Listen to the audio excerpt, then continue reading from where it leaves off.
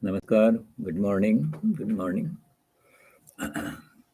Welcome to this continuation of Gita study, chapter 15. This is called Purushottama Yoga. Purushottama means supreme being, Paramatman.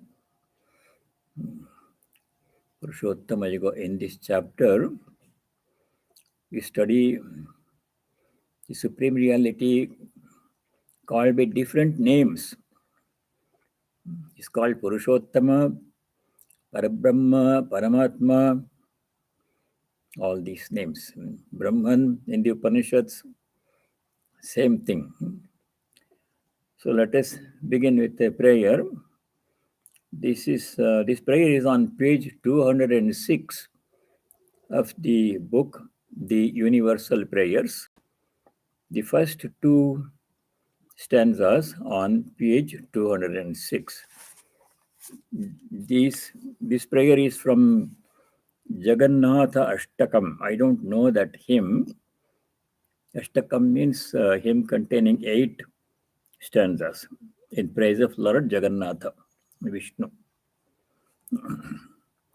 Om Namayyache Rajyam Nacha Kanaka Manikya Vibhavam Nayacheham Ramyam Sakalajana Kamyam Varabadhum Sada Kale Kale Pramathapatinam Gita Charito Jagannatha Swami Nayana Pathagami Bhavatu Me Haratvam Samsaram Dhrutatarasaram Surapate Dhrutatarasaram Surapate Haratvam Papanam Vitatimaparam Yadavapate Aho Dine Nathe Nihitamachalam Nischitapadam Jagannatha Swami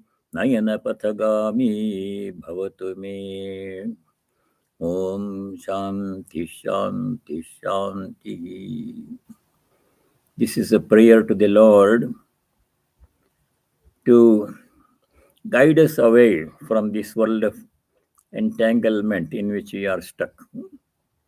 O Lord, I do not beg for a kingdom, nor for gold and jewels, nor do I ask for a beautiful bride so eagerly desired by men. Please reveal yourself, your true nature to me, O mighty Lord of the universe, whose glory is always sung even by the greatest of gods. O God of gods, pray remove forthwith from my mind all fascination for this vain and fleeting world. Lord, take away the heaps of heinous sins from me. O God, you ever bestow your unfailing mercy upon the miserable and the helpless. O mighty Lord of the universe, please reveal your true nature unto me. Om Shanti Shanti Shanti. Om peace. May there be peace in our hearts. May there be peace and harmony amongst all beings. May there be peace everywhere in nature.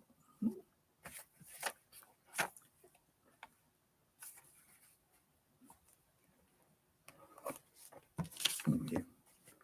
Last time we were studying the 15th shloka, 15th verse in the 15th chapter. The three shlokas, 3 verses or 4 verses, 12, 13, 14, 15, they deal with the omnipresence of the Lord, the Supreme Divine Lord, His omnipresence. He is present in all and everything. He is all and everything. It's not as if there are two things, the world and God, and He is present in the world like a water contained in the cup. Not that way. He is the world. Is only one, but from our perspective, it appears different. You are seeing the world, names and forms, good and bad, gunas, sattva, rajas, tamas, all these things. But he himself is all of this. So that explanation has come throughout the Gita in many chapters. So in shloka number 15, it's a very important shloka. Sarvasya chaham hridi sannivishto mattasmriti jnanamapohanam cha vedaisha sarvairahameva vedyo vedanta krid veda videva chaham sarvasya hridi aham sannivishtaha. If you break down the words and rearrange them, the meaning becomes very clear. The language is simple. Sarvasya hridi, in the hearts of all, aham sannivishtaha, I am present. The Lord is saying, Bhagavan is saying. Mattaha, from me, for him alone, everything happens.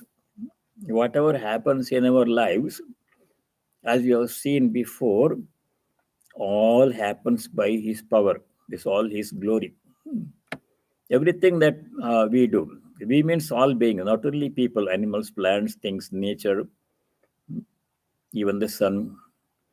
When the sun shines and the moon shines and the fire burns and the wind blows, it all happens because of his presence in them. His power is present in them.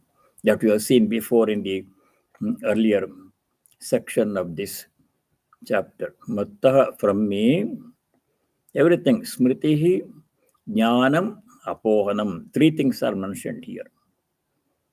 Smriti means what? Memory, recollection, remembering. The word smriti has come before in the 10th chapter. In the 10th chapter, smriti came in a different context.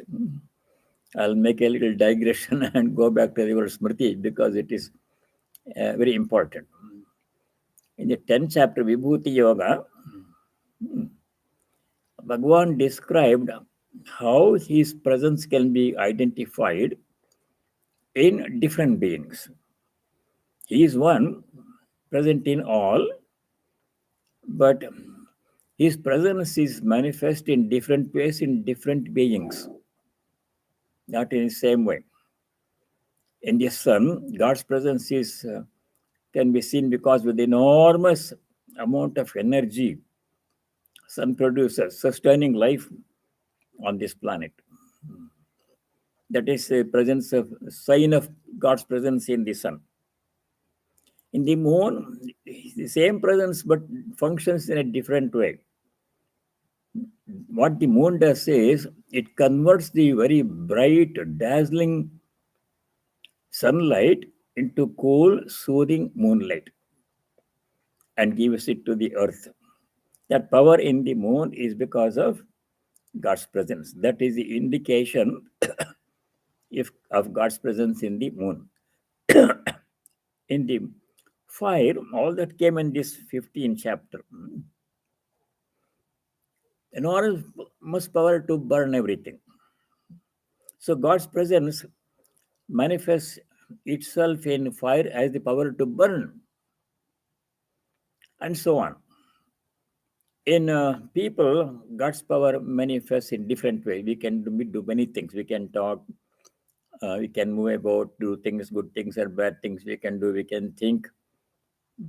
In many different ways, God's power is manifest in us, function differently. One power, one divine presence, manifesting differently in different ways. How? To give an example, last time this example came. Take the example of electricity. Electricity is one power. In a house or a building such as this, electric current comes from outside. We are connected to the power source, power supply company. Now that electricity that comes into this building is runs all the machines, appliances. There are so many appliances in this building. In this room we have this all the tube lights, same current flows.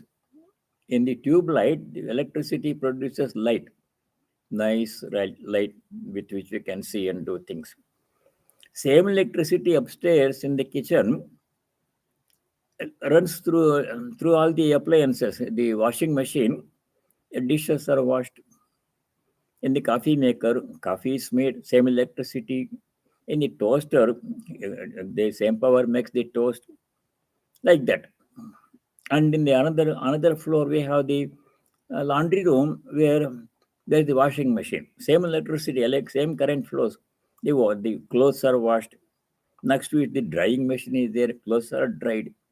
See, one electric power doing so many different functions in different appliances.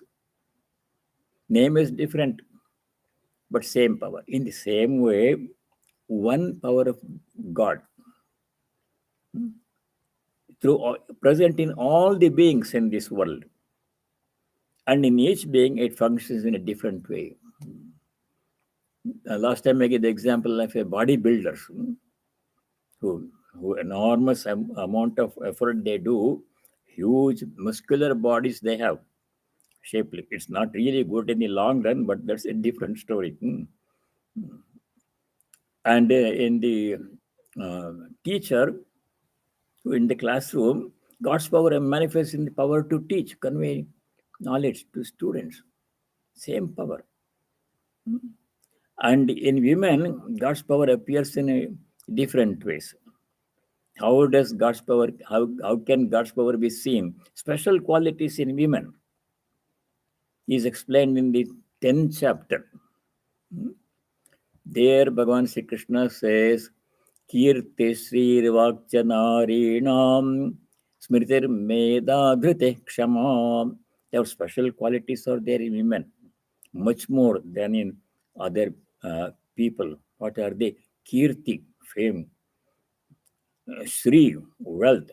Wealth means not only money wealth, wealth of other good qualities.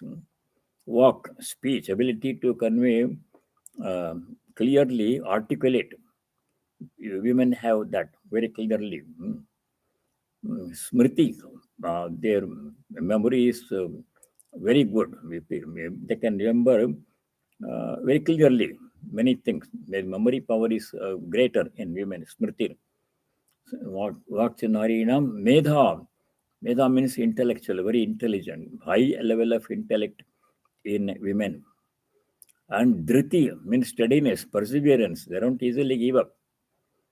If some obstruction comes, they persevere in spite of obstruction. They don't give up. That dhriti, necessary quality for God realization, they have. Kshama, forbearance. Forbearance means they can bear much more pain than other beings. That ability to bear pain, they do. All these are special qualities in women.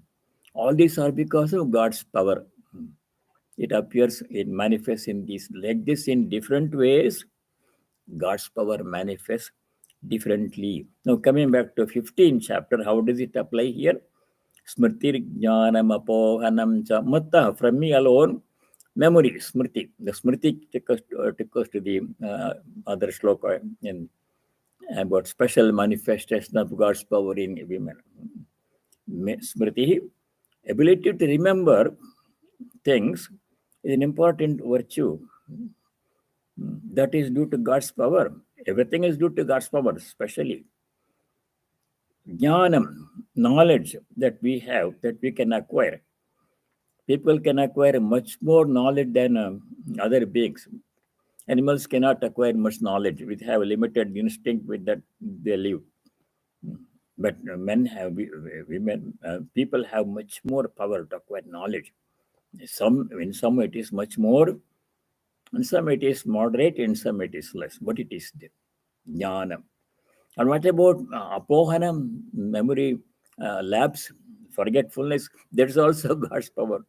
How can that be God's power? Is explained in the commentary in the Shankara by Shankara. He says, Mataha, Mattaha, Atmanaha, from the self, from divine presence within us, sarva praninam smritihi jnanam tadapohanam apagamanam cha. How can that be?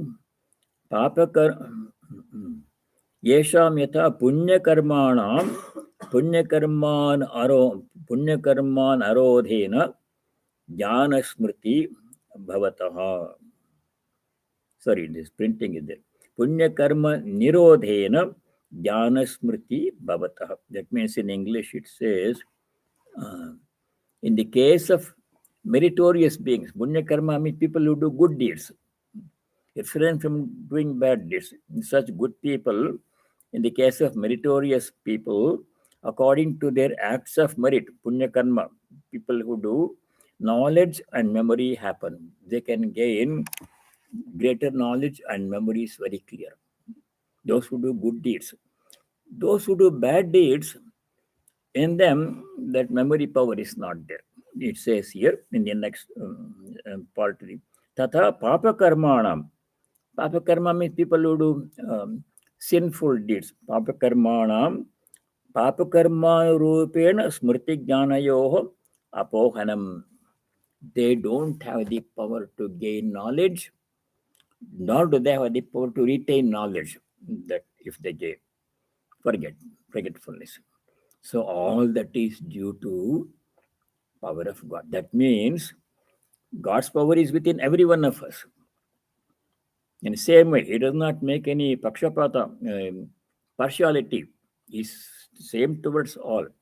But it depends upon us how we use it. If we lead a virtuous life, doing good deeds, always telling the truth and following non-violence and not stealing all those rules, if we lead a virtuous life, then God's power manifests in us in a very excellent way. We can realize God. But if we misuse God's power in us, He has given us the power to speak.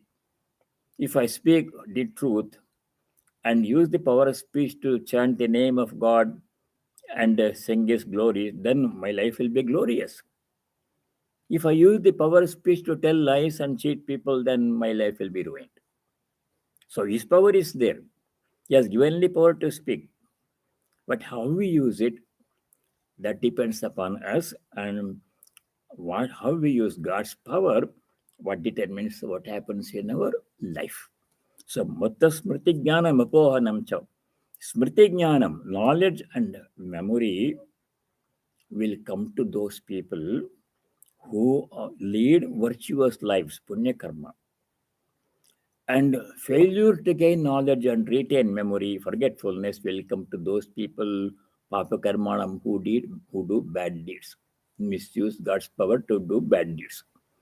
Sri Ramakrishna said in the Gospel, sunlight is there on everybody. Sun does not have any partiality. He gives the same amount of light on all objects. Some people use sunlight to read the scriptures. Some people use sunlight to do some forgery. This is Sri Ramakrishna's example in the Gospel. See, God's power is same, but we either use it properly for our improvement, and ultimately with God's power we can reach God, or we can misuse God's power and do bad things and go downwards. Adhogati. So His power is in all. Matta smriti jnanam apohanam cha. If you are doing 15th verse, first line. Sarvasya chaham hridhi sannivishto matta smriti jnanam apohanam cha. Vedaisha sarvairahameva vedyaha. Sarvai vedaihi. By all the Vedas, I am the one to be known. The Vedas speak about what? What is the theme of the Vedas? God. All others are details. How to worship God, what is His nature, all those things are there. But main theme of Vedas is God. Veda is Chasarvai Rahameva Vedyo. I am the one to be known by the Vedas.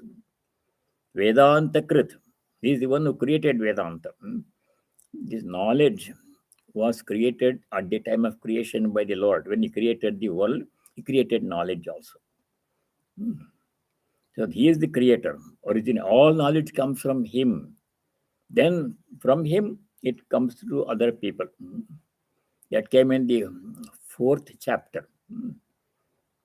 The Lord himself teaches this knowledge, Vedanta, to Vivaswan. Vivaswan taught it to Manu. Manu taught it to Ikshvaku. Unlike that, teacher teach their teachers. Now we got the knowledge from our teachers, like that. Unbroken parampara of teachers and student. In unbroken stream of teacher and student, knowledge has come with originator, the Lord himself. First teacher is God through him. So he says, Vedanta Krit. He is the one who created knowledge, brought knowledge into the creation. At the time of creation itself, Vedanta Krit Veda Videva Chaham. He knows the Vedas. Who else knows the Vedas? Only he, the creator, he knows the Vedas. Aham. So that is the glory of the Lord. The main thing to be taken here from this sloka 15, 2 points. One is, he is present in the hearts of all. Sarvasya hridi aham sannivishtaha. Very important point. And this has to be applied every moment in our daily life. It's not something to be read and memorized or forgotten. No. This idea that God is present in all and everything, including animals, plants, inanimate objects. In every action, He is present. That has to be put into practice. How? By trying to see God's presence in all and everything. In every action, every situation, we should see God's presence. So that's practical application. That's why last time we saw how we greet people in our culture. When I see somebody, we say Namaste, Namaskar, bow down to you, the Lord in you. Jai Ram Ji ki, Jai Sri Krishna. All that came last time. Recognizing God's presence in all, not only people, not only good people, in wicked people also, but from a distance. You don't have to get too close to it. In them also, same God is present in the same way, but they don't know. You're not aware of it. That's their problem. We have to see God's presence in them. Like in the wild elephant parable in the gospel, Sri Ramakrishna's gospel, in the wild elephant also God is there. But we should not get close to wild elephant. We have to stay away from, run away from the wild elephant. He does not know. Elephant does not know anything about God. Like that one. He's present in all. Sarvasya chaham nivishta. One thing that should be the basis for all our relationships, not only with people, animals, plants, inanimate objects. We have to be gentle and kind to all plants, animals, and things also. Gently, we have to deal with things. So that is first point to be taken from this verse number 50. That has come earlier many times. The omnipresence of God. It's a recurring theme in the Gita. Second point to be taken is everything that happens happens by the power of God present in us. So the power of God has been given to us. All of us, it has been given. How we use it is up to us. For example, the power to see has been given. Some people don't have good eyesight, but with some help, some people have a 20/20 eyesight are better. But we can see. What do we see? We can see good things, God's picture. We can see, Sri Ramakrishna said, keep God's picture, holy people's picture in your room. We can see good things. Remember, is also the presence of God. Or we can see all kinds of bad things available in the media, in the television, computer, all kinds of things are there, unmentionable things. You can see them. So what do we see? We have to use the discretion there. God has given me the power to see. I use this power to see His form, and I shall hear all the. God has given me the power to hear. What do I hear? I can hear all kinds of music, good and bad. Very bad kind of music is available, or beautiful devotional song is available. God's praises are sung. We can hear them. What do I hear with the ears He has given me? Up to me. If hear good sounds, see good things, do good deeds, God has given me the power to do things with my hands, then I can glorify Him. I can reach him by doing good things. Or if you do misuse his power given to me, then I will go downwards until I reach the rock bottom. Buddhinashat pranashati, 263 in the Gita. So it's up to us. Second point, we should use all our faculties. Not only faculties, all the things that he has given us. Human body, precious human gift he has given. Thinking power he has given. Sense organs he has given. All other facilities he has given. He has given us place to stay, clothes to wear, food to wear, work to do. Work is a precious gift. All of these we have to use in the best possible way and with the eventual goal of reaching him. These are means to reach him. All the things we have in our lives. So that is the second implication of this sloka. Verse number 15, very important sloka. Sarvasya chāgham hridi sannivishto matta smriti jnanamapoganam cha Vedesha sarvairahameva vedyo vedanta kridveda videva chāgham. Now we go to a slightly different topic, 16, 17, 18, next three slokas. They deal with two aspects of present in everything in nature. This is the recurring theme in the Gita. It came in the 7th chapter. It came in the 13th chapter. In all beings, human beings, animals, plants, in everything in nature, there are two aspects. We are made up of two things. If I take one human personality, there are two things are there. One is the visible, material, physical part, which you see, my body, mind also. When you see me, you see the dress I am wearing and the work I do, the words I am speaking, all those things you see. That is one part of me. That is not all of me. Behind what you see, my form, my appearance, and my actions and my thought, behind that, there is the divine presence, as in everyone, in me also. So that is not to be forgotten. That is out of sight, but should not be out of mind. That's the main thing. This is not the main thing. What you see, physical thing, it comes and goes. It was not there. It will not be there again. After some time, this will disappear, and in between, it is changing every moment. That's not the main part of me. Main part of me is God's presence in me, so in everybody else. That is the one we have to see, pay attention to. So that is explained in this verse number 16. Two parts are there in all of us. And all these both parts are because of him. So let us go to sloka number 16. dvāvimau puruṣau loke kṣaraścākṣara eva ca kṣaraḥ sarvāṇi bhūtāni kūṭastho.akṣara ucyate. This should be familiar to us from the 13th chapter where we studied kshetra, kshetrajna, and paramatma. Every body, being, animal body, plant body, nature, people, or everybody is made up of two things. We studied in the 13th chapter in detail. What are they called? The parts called, 13th chapter, they are called kshetra, kshetrajna. Kshetra is the physical part, material, physical part changing, comes and goes.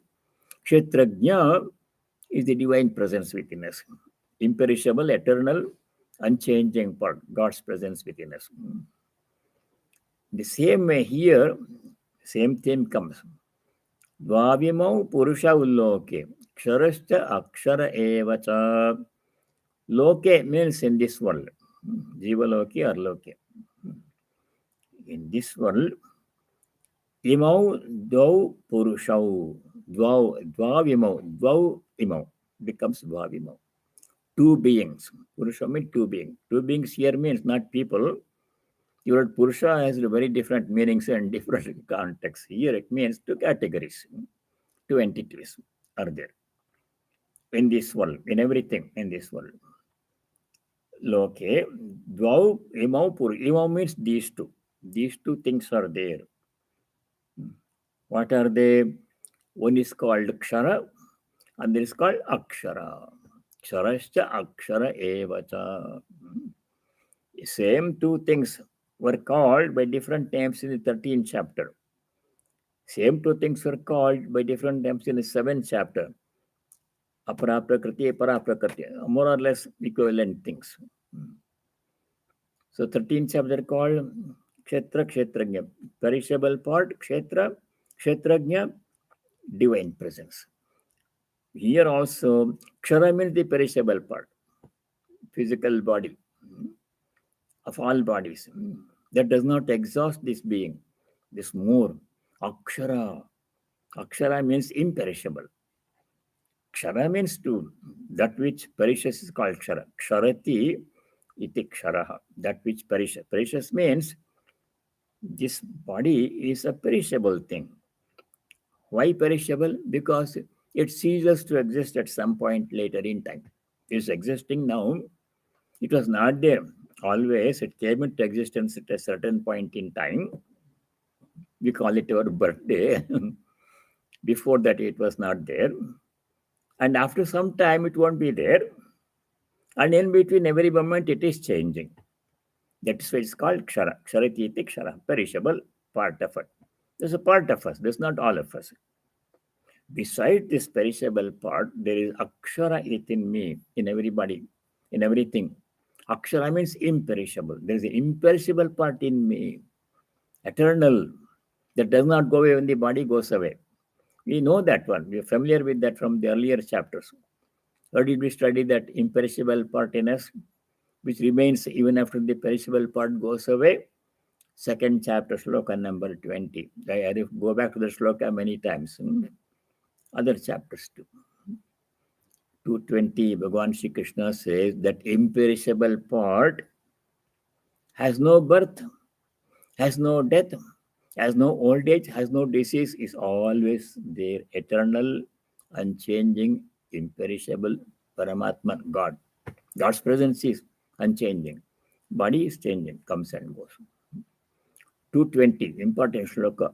Najayate vriyate va kadachit nayam bhutva bhavita va na bhuyaha ajaha nityaha shashvata ayam puranaha nahanyate hanyamane sharire. Last part is very interesting. Sharire hanyamane, when the sharira, this body goes as destined to go, atmana hanyate, atma does not go. It remains. It was there before body came into existence and will be there after the body goes off existence. In between, it is there, unchanging. This goes through all kinds of changes, comes and goes. So, what is the important thing? Not this one, the divine presence. That's what we should hold on to. That's what we should experience. You are experiencing the body every moment, pain and pleasure, all these things. But the main thing in us is the divine presence.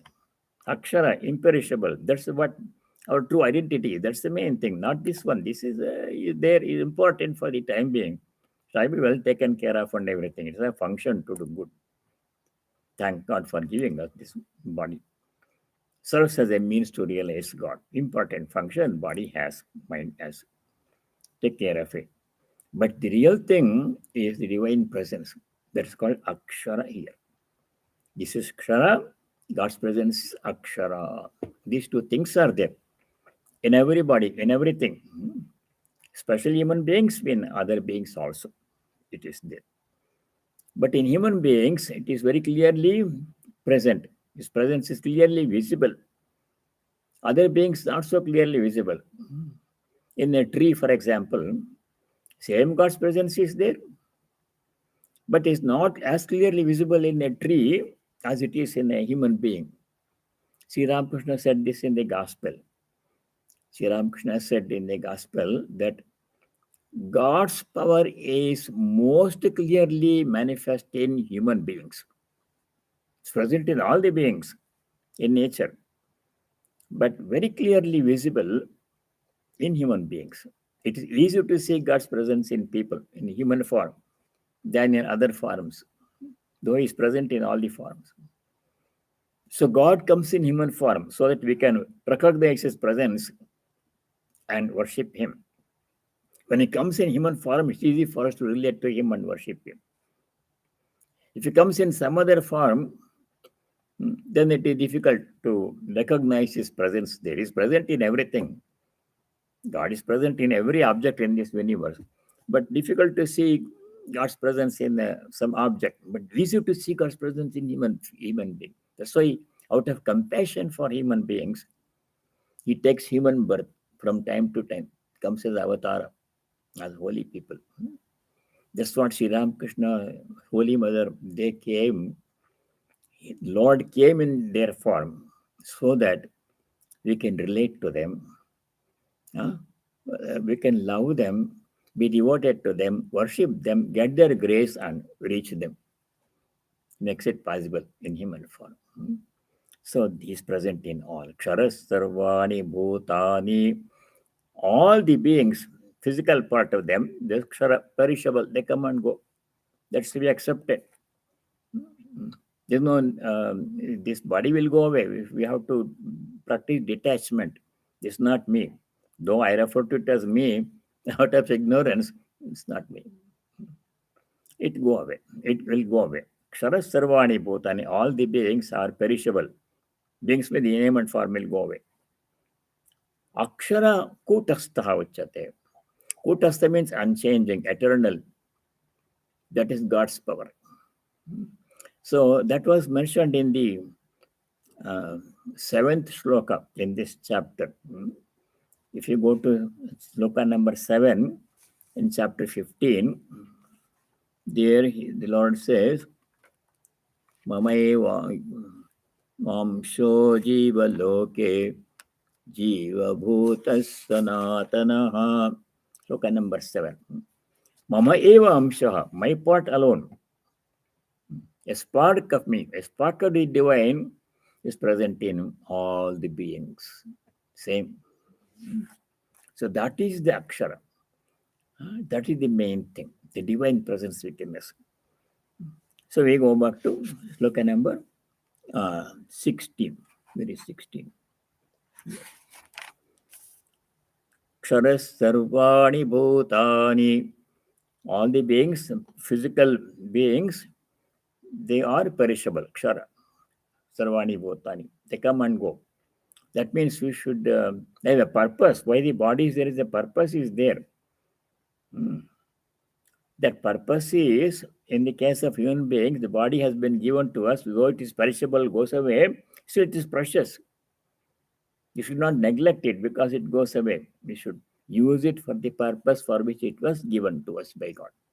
The only purpose why human birth was given to us is to realize God. Use it for that purpose. If you use it for some other purpose, then it will be a waste of resource, waste of the gift that God gave. God has given this precious gift, human birth. If you don't use it to reach Him, use it for worldly activities and spend the time anyhow life. One day it will go away. Then we will have squandered away the most precious gift given to us by God, namely human birth. Kṣara, sarvāṇi bhūtāni. Though it is perishable, it has a very important function, part to play in our lives, human body, other bodies. Kūṭastho.akṣara ucyate. Kūṭastha means something that is unchanging, eternal. Kūṭastha means something eternal, partiness. That's God's presence. That is akṣara. Akṣara means imperishable.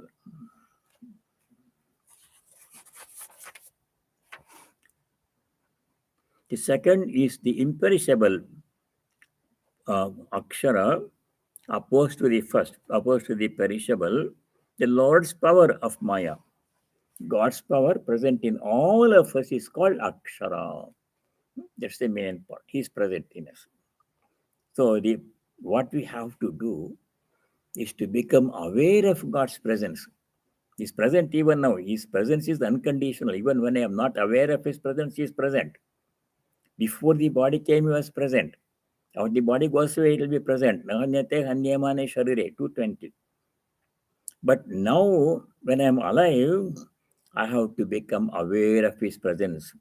Not only aware of the body, aware of His presence and experience His presence, and eventually identify myself with Him, become one with Him. That is moksha, liberation. That's why the body is given to us. The second is the imperishable person, akṣara, opposed to the first. The Lord's power of Maya. The seed whence the first group springs up, on which depend the cravings, acts, and impressions of the numerous beings that transmigrate. So it's called kūṭastho, God's presence. Kūṭastho means always present, unchanging, ever present. So, two things. So far clear, right? Same, familiar. It has come in the 13th chapter. There, the name is different. Kshatrakshetrajna. Nothing different. Now comes the important part. Behind these two, behind the physical part and the divine presence within me, what is the source of these two? Himself. He himself appears as the divine presence, as the physical body, Maya, because of Maya. That's explained in the 17th verse. 17th verse is a very important verse. Uttama puruṣastvanyah paramatmetyudahritah yo lokatrayamavishya bibartyavyaya ishvarah. Anyah means other. Other than these two, physical presence, physical body, imperishable divine presence. Anyah, Uttamaha Purushaha, supreme being. Uttama means supreme, highest. Sabse Shresht Uttama. That being, Purusha, being Paramatman, Lord Himself, is Paramatma iti udahrataha, is known as Paramatma. He is there. He manifests as the divine presence, part of him as his presence, and then the physical part, which is a container, content, and he. For example, this cup is there. In this cup, there is empty space. Outside the cup, there is empty space. And the cup is the perishable part. Cup comes and goes. It breaks. Glass cup breaks. It was not there before. It was made. The cup. It comes and goes, changes. But the space in the cup does not change. Before cup came, space was there. When the cup is there, space is there. When the cup breaks and goes away, space will be there. And now when this cup is there, the space in the cup is same as space outside. No different two spaces. The God's presence within me, within everybody, same as God's presence, Supreme God, same. Appears to be divided into different parts in different beings. One divine presence appears to be separate in separate beings. Like one space appears to be different in different containers. Containers are all different shape and size, name and form and function. But space is only one. In the same way, in all the beings, human beings, animals, plants, nature, sun, star, moon, trees, and plant animals, one divine presence is there. Appears to be separate because the containers are separate. But he is only one, undivided, indivisible. Where did we study that one? 13th chapter. All this information has come before in earlier chapters. In the 13th chapter, sloka number 16, Bhagavan said, God's presence is different in different being, appears to be different in different being, but he is only one. Appears to be divided in different being. Avibhaktam cha bhūteshu vibhaktamiva cha sthitam. 1360. Bhūteshu in all the beings, human beings, animal beings, plant beings, nature. Avibhakta is indivisible. We can't divide God into different parts, put him in different containers. Like space, you can't divide it in one space. Continuum. Avibhaktam cha bhūteshu vibhaktamiva. As Iva means as if he is vibhakta, divided. He appears. He appears to be divided into different beings, present in different beings, but really is only one, indivisible, avibhakta. God is one, present in all beings, manifesting in different ways in different beings, as we saw before. That is the divine presence. That is the Supreme Lord. That's being described here in sloka number 17.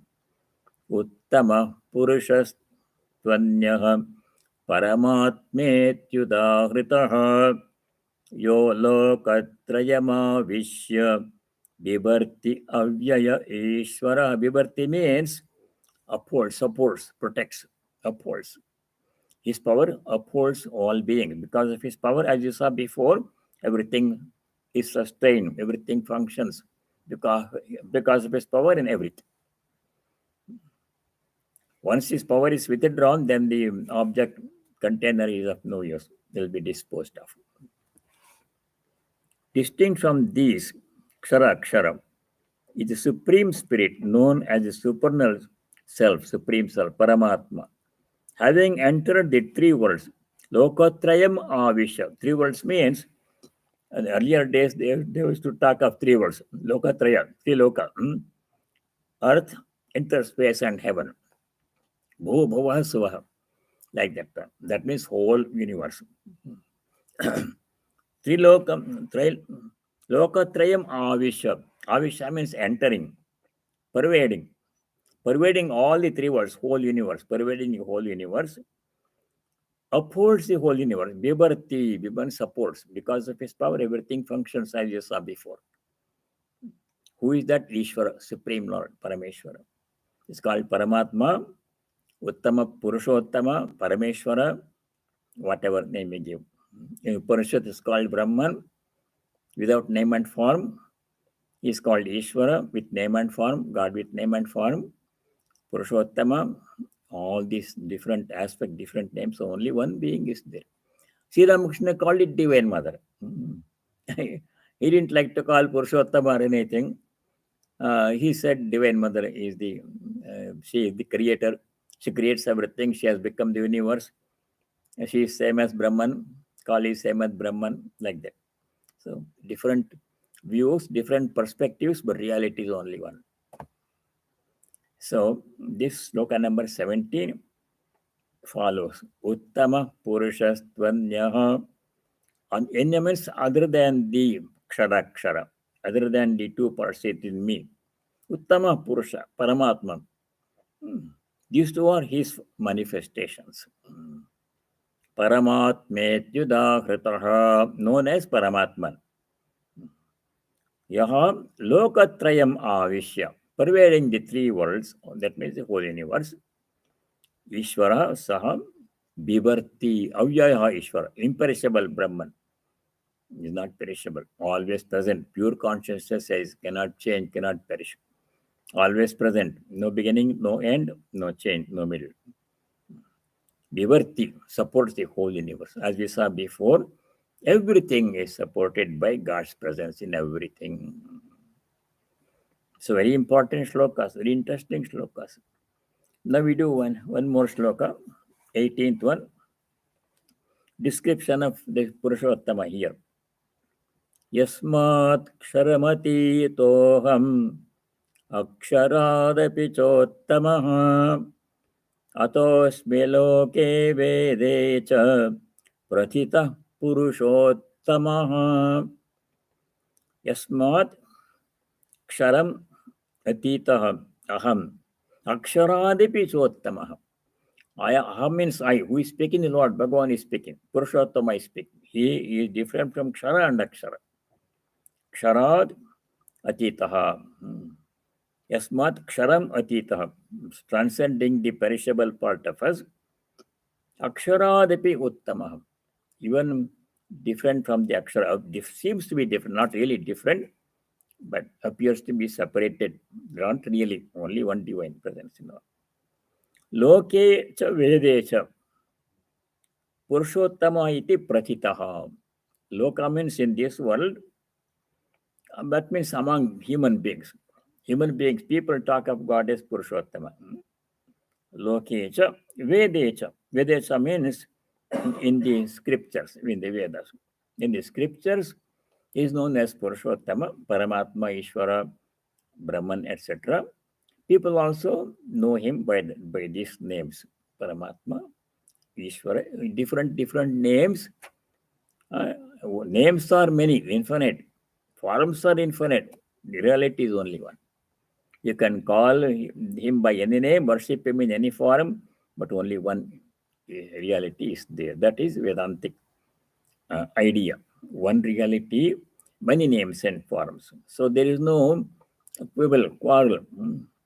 You can choose any form of God to worship. You have freedom of choice here and variety of choice. In our own tradition, Hindu tradition, Sanatana Dharma, so many aspects of God. They're all only one reality only, different manifestations. Some people worship as Shiva, some as Krishna, some as Ganesha, some as Lakshmi, some as Shiva, some as Vishnu. Their choice. Some without form, formless aspect also is allowed in Hindu Dharma. Like Brahma Samaj people, they worship God without form. It's okay. There's no limitation. Only you have to worship in this way, we don't say. It's your choice, whenever you want to worship. Anyway, you want to worship. We are all worshipping the same. There's a very nice verse. At the end of the puja, sometimes we chant in homes and temples. It says, Akashat patitam toyam yatha gacchati sagaram sarvadeva namaskaraha keshavam pratigacchati. Nice sloka to chant. Akasha toyam patati. Toyam means water from the akasha, from the sky. Patati, it falls to the ground as rain. What happens to rainwater? They all go and join the rivers and join the ocean, eventually end up in the ocean. Yatha gacchati sagaram. They go to the sagara. All the water that falls from the sky, akashat patitam toyam, they join the streams and rivers and end up in the ocean. Sagaram pratigacchati. In the same way, sarvadeva namaskaraha. To whichever god you do prostration, you can do namaskara to Shiva, to Krishna, to your choice, Parvati or Vishnu, or your choice, or Buddha or Jesus. You choose that form of God which you want to worship. Sarvadeva namaskaraha Keshavam pratigacchati. It goes to Keshava, Supreme Lord, Purushottama. Here he is called Purushottama in this chapter. So let us conclude here. Two more slokas are remain. Those are concluding slokas. Substantial part is this 15, 16, 17, these three slokas. 18 also. 15 to 18, very important one. Divine presence in all. So to conclude one more, I'm repeating, but it is important to remember this thing. Two things we have to learn from all the slokas we studied today. 15 sloka. 15 says, Sarvasya chaham hridi sannivishtaha. Sarvasya hridi aham sannivishtaha. Just remember that part only. I am present in all the hearts of all the beings. One thing to be noted and put into practice. We should never forget to try to see God's presence. We cannot see right now because seeing the body and mind only we are seeing right now. But with devotion, when the mind becomes pure, we can see God's presence. This is what Mahatmas do. When you go to a Mahatma, holy person, what does he or she do? They don't care about my physical appearance and how much money I make, what car I drive, what work I do. They don't bother about it. They see God presence in me. That's why they love everybody.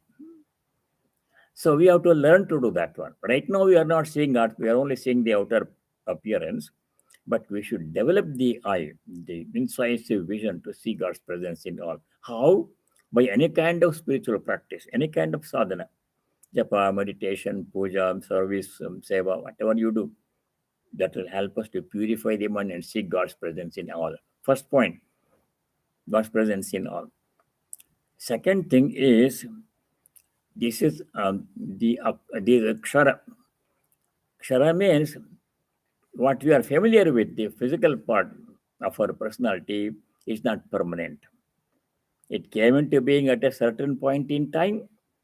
It will go out of existence at a certain later point in time. And in between, every moment it is changing. So what is the lesson? We should use it for the purpose for which it was given, namely God realization. Second is we should not become attached to it because it is not permanent. There today gives me happiness, same thing is tomorrow it gives me pain and it will go away. So I should use it, take good care of it. Responsibility. God has given body, you have to take good care of it. Should not neglect the body because it's the means to realize God. And when it goes away, thank you for being with me for so long, helping me to realize God. Now you're done your part. Thanks. Separation. When separation comes, we should not feel sad. Practice detachment. It's going to go away one day. So I'm not going to be attached to it. That detachment you have to practice. These are the 2 points which you have to take from this sloka 15 to 18. So next time, God willing, we shall do sloka 19 and 20 and summarize chapter 15 and maybe begin chapter 16. This chapter 15 is very important chapter. In certain parts of India, North India, monks chant this whole chapter before meals. When I say Brahmarpanam, before that they chant the 20 slokas of whole chapter 15 before meals. Very important chapter, Purushottama Yoga. So it's a nice idea to memorize this 15 chapter. Easy to memorize also. Interesting. So let us conclude here with a closing prayer. Om Sarve Bhavantu Sukhinah Sarve Santu Niramayah Sarve Bhadrani Pashyantu Ma Kaschid Dukkha Bhag Bhavet Om Shanti Shanti Shanti. Om, may all be happy. May all be free from ill health and other problems. May all realize and practice what is noble, auspicious, and dharmic. May no one be subject to any kind of suffering. Om peace. May there be peace and joy in our hearts. Adhyatmika Shanti. May there be peace and harmony amongst all beings. Adi Bhautika Shanti. And may there be peace everywhere in nature. Adi Daivika Shanti. Hari Om Tat Sat. Sarvam Sri Rama Krishna Arpanamastu. All of you stay well. And God willing, we shall see you next week. Namaskar.